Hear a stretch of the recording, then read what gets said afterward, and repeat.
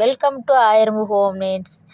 இன்றைக்கி நம்ம பார்க்க போகிறது அத்திப்பழம் ஜூஸு எப்படி இப்போ செய்கிறது தான் பார்க்க போகிறோம். இன்றைக்கி நான் அத்திப்பழம் வாங்கிட்டு வந்திருக்கேன். இதை நல்லா கழுவி எடுத்துக்கோங்க. எடுத்துக்கிட்டு இதை நல்லா நம்ம தோல் சீவ போகிறோம்.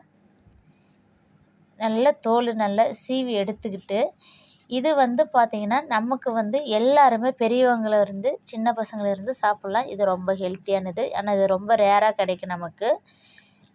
இதை நம்ம ஃப்ரிட்ஜில் வச்சுருந்தோம்னா ரொம்ப ஹார்டாக இருக்கும். நம்ம தோல் எடுக்கிறதுக்கு ஈஸியாக இருக்கும். நம்ம வெளியில் வச்சுருந்துட்டோம்னா அது கொஞ்சம் சாஃப்டாக இருக்கும். நம்மளுக்கு தோல் சீக்கிரமாக வராது.